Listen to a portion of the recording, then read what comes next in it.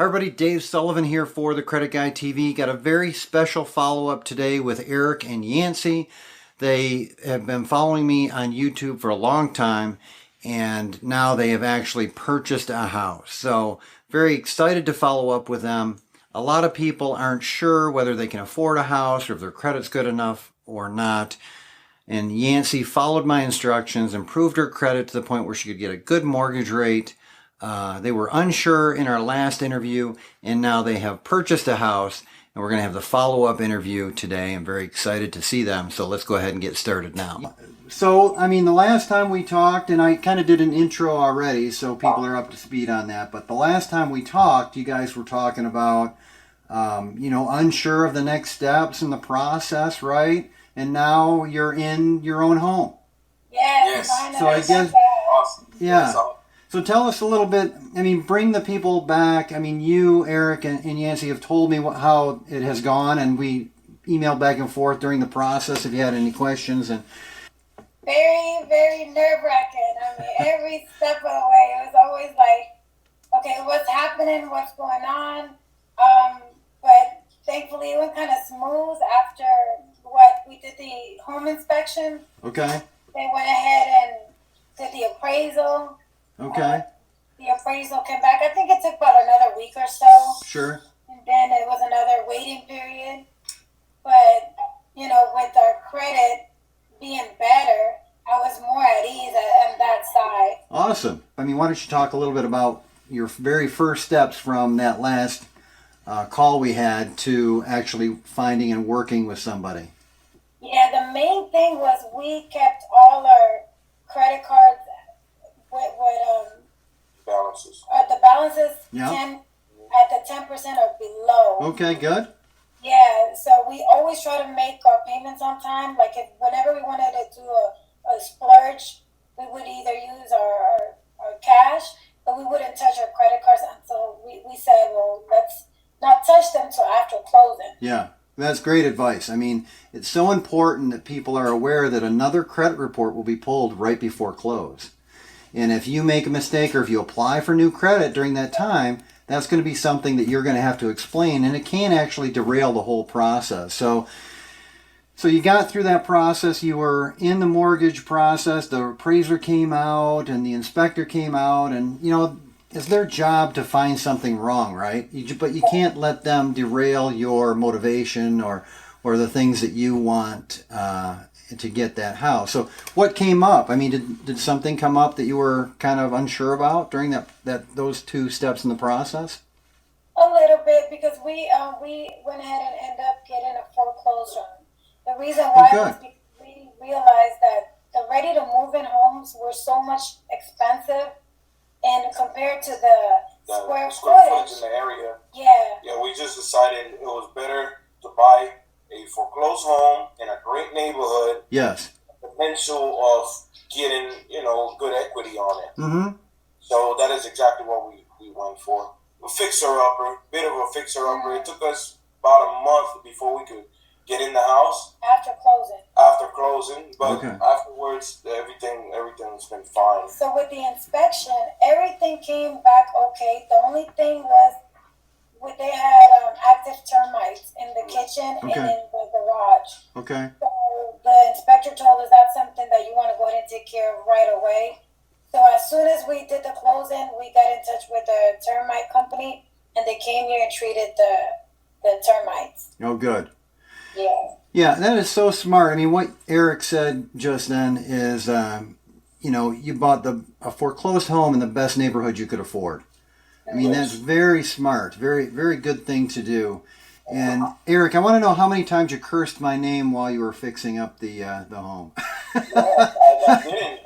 I'll be honest with you, Yeah. Dave, I have nothing but praises for you and for what you did for us. Well, you did it on your own, though, really. I just kind of gave you the framework, and Yanci and you have both done a great job. So very happy for both of you, and both of your feedback has meant a lot to me. So you did have something come up. A home inspection is so important.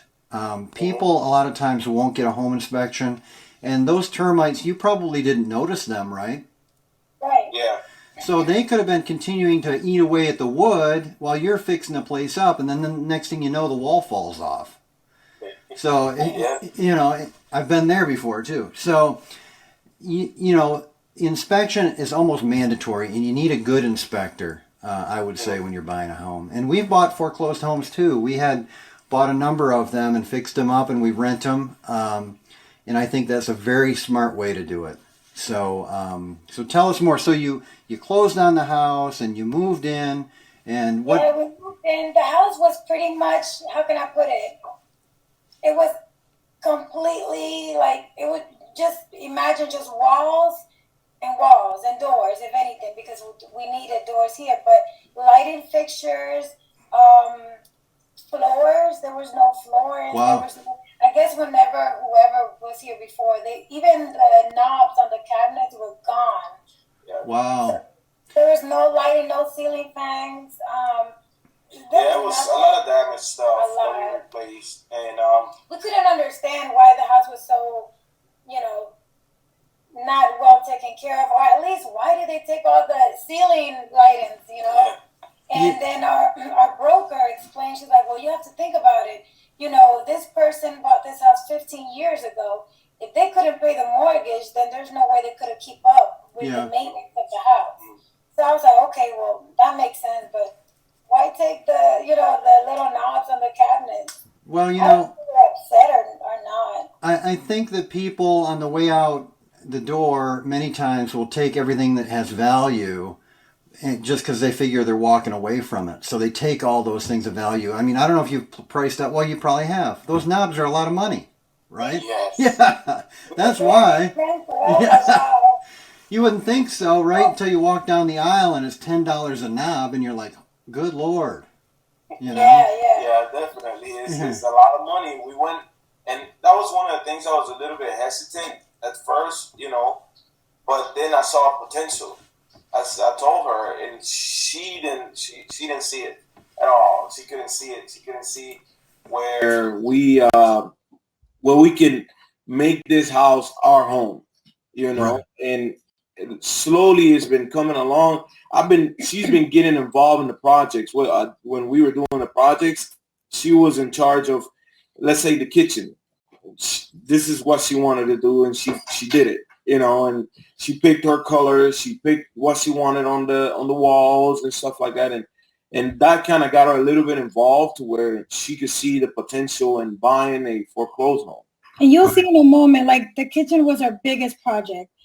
We had to get there was no appliance. So we had to get all new appliance. We had to stain the cabinets, get the handles for the cabinets, which cost a lot of money. Sure. We painted basically the whole house inside and out. Wow. We teared up a lot of flooring that it wasn't there. Yeah, old carpet and stuff like that. A lot. We spent a lot of money on ceiling fans, lighting fixtures, and that's what I was scared of when I told Eric with the foreclosed. I was like, I don't mind buying a big house for a good price. I'm just scared of the end of the cost. I don't want to be in a hole. And then he was like, well, if you think about it, we're going to spend a lot of money, he said.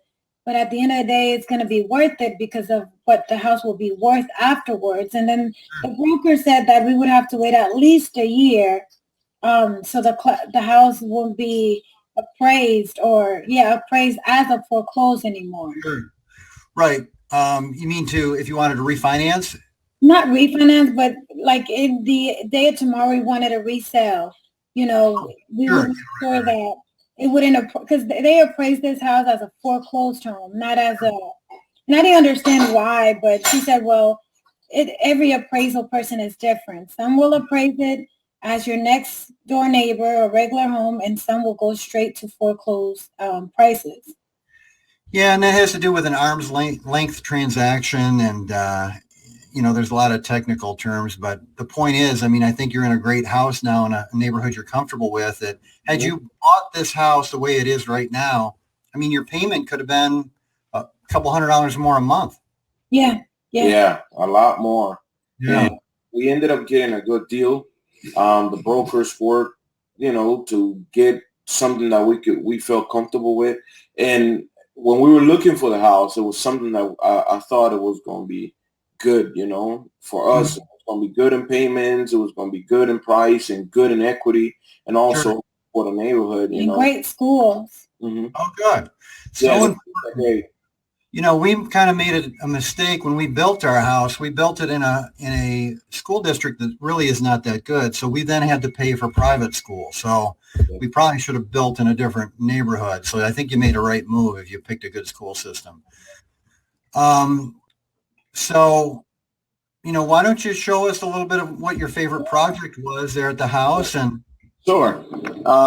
Y'all gonna excuse, but we in the kitchen. My daughter is washing dishes. That's why I kept on looking that way. Hello. This is Leslie. Hi, Leslie. How do you like the house, Leslie? I love it. Oh, good.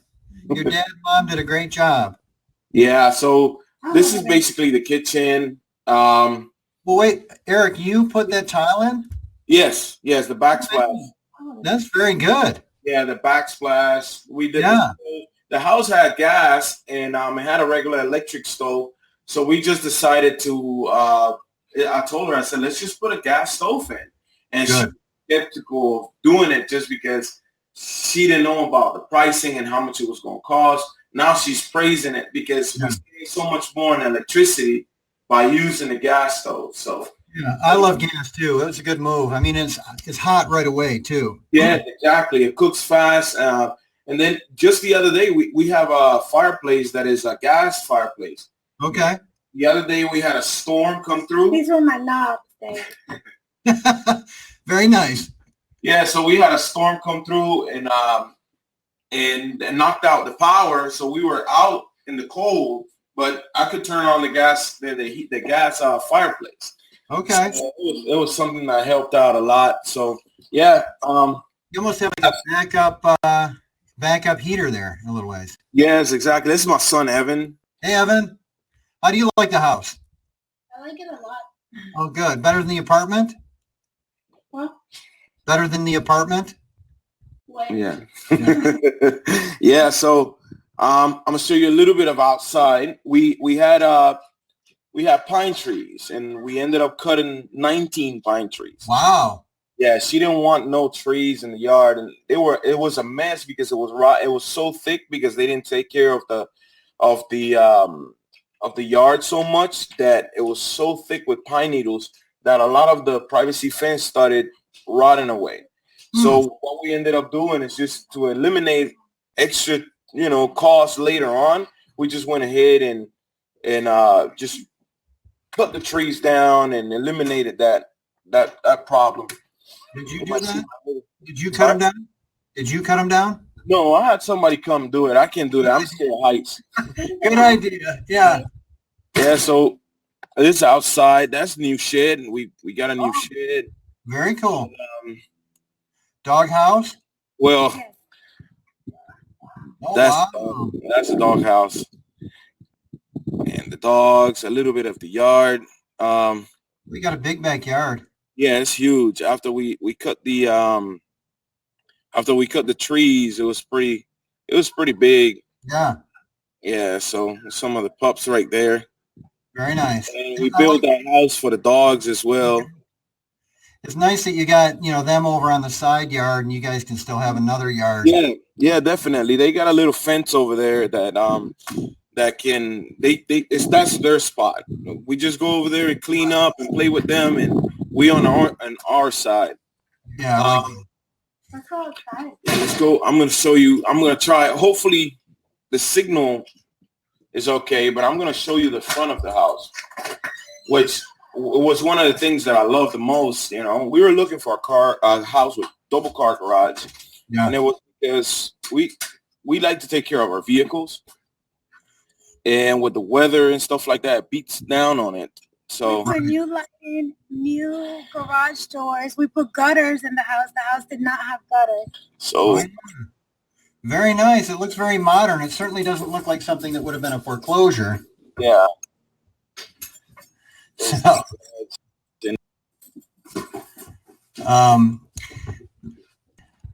yeah, I'm losing you.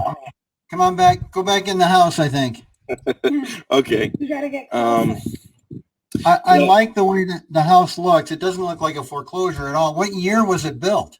2001, 2000 or 2001, around there. New. Yeah, you guys did a great job with that. Thank you. Yeah, that's a little bit of the neighborhood. Very nice. So last question for Yes. you guys is, so you were renting before, now you're owning. Yes. How much difference in between the rental payment you were paying on the rental home compared to the rent you're paying on your own home, or the mortgage you're paying on your own home? What's the difference? The difference, monthly payment? Yeah. 50. About $50. Like if you take away what is it, the insurance and all that stuff, we saving over $300. Wow. Yeah. And your own, and I'm sure that place is a lot nicer than the apartment. Oh yeah. I mean, the other one was a house actually, but it was a smaller house. Okay. We were living in a house that was probably like 1,300 square foot. This one is 18 going on 1,900.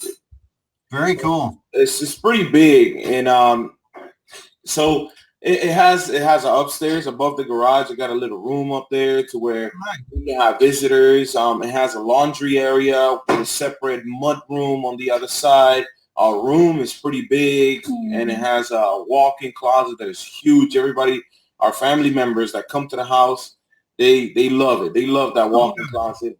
And our bathroom has it has like a whirlpool, like a tub and everything. So yeah, it's really nice. It's a really nice house, and I'm really happy. Yeah, you know, I'm very impressed with what you guys did. I mean, I think it was the right move for sure. It really makes me feel great that you guys are in such good shape now. I think really put your family on the right path, and no matter what happens, because you're saving money every month, you're going to be, you know, if anything were to happen with a job situation, you're actually in better shape than you were in an apartment. Yes, definitely. And hopefully one day now, here's one last tip, credit tip. You guys ready? The last credit tip coming from me for you guys is, if you can set up bi-monthly payments, you can pay off your house in about 6 to 7 years short of a 30-year mortgage.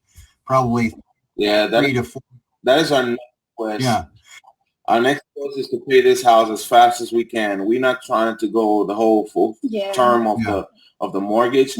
We're trying to cut it down as much as we can. And I got my uncle. My uncle, he's an inspiration because he bought a house about 9 years ago, and he just finished paying it off just because he was paying so much when he was in the Army.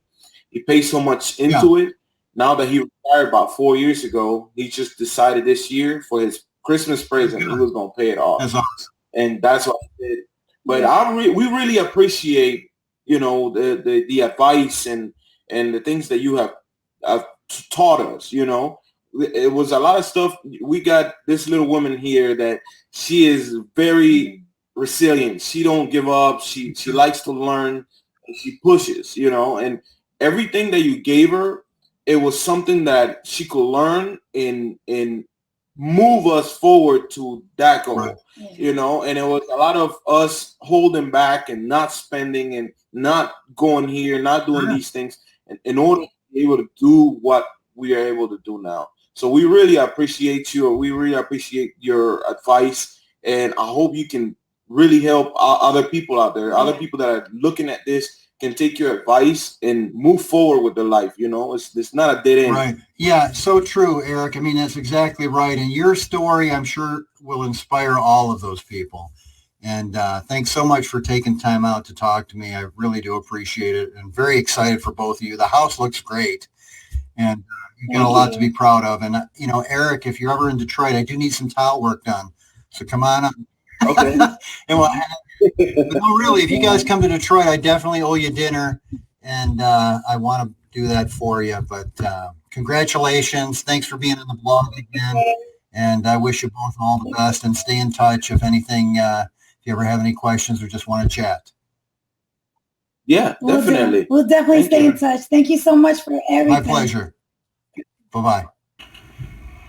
So that was Eric and Yanci. True success story in every way. I'm just so proud of both of them.